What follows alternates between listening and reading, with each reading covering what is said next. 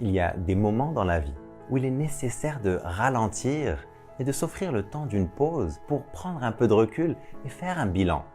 Est-ce que je suis bien sur le chemin que je veux pour ma vie? Est-ce que je me rapproche de la personne que je veux devenir? On est nombreux à être tellement absorbés par notre routine du quotidien qu'on ne prend jamais le temps de nous écouter et de faire cette réflexion. On est pris dans une inertie, dans une mécanique, dans un engrenage de factures à payer. Pour beaucoup, on vit le script qu'a écrit quelqu'un d'autre pour nous et on ne considère même pas que d'autres chemins soient possibles. Si tu as un métier que tu n'aimes pas, si tu fais quelque chose pendant 8 heures par jour qui ne te procure aucune satisfaction ni aucune réalisation personnelle, si ça fait des années que tu es dans une relation toxique qui te prend toute ton énergie, ou si simplement tu sais qu'il y a quelque chose d'autre que tu aurais souhaité pour ta vie, tu as une petite voix qui te dit « je dois me bouger, je sais que je peux faire plus, je sais que je peux être plus », tu te dois de l'écouter, tu te dois de commencer à faire les choses différemment. Malheureusement, pour beaucoup, ce n'est que quand on est frappé par une tragédie ou qu'on traverse une crise qu'on remet en question nos choix de vie. Ce n'est que quand on perd un être cher ou qu'on vit une maladie grave ou un accident qu'on ouvre les yeux et qu'on se souvient qu'on n'est que de passage. En général, ce n'est que dans ces moments qu'on fait un point sur notre existence. Et comme on le fait depuis la douleur, on tombe dans les extrêmes, soit du « je claque tout et je reprends à zéro », soit de « il est trop tard » et on se victimise.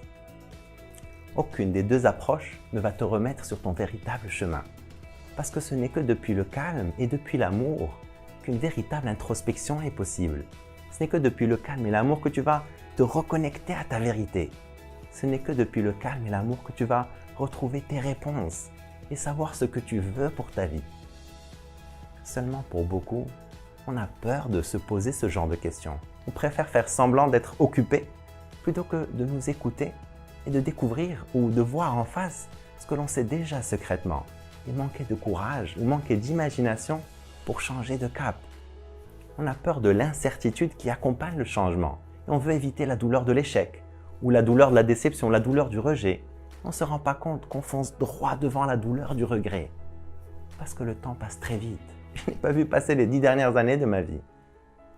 Tu ne veux vraiment pas te voir dans la situation de devoir quitter ce monde avec le sentiment d'être passé à côté de ta vie.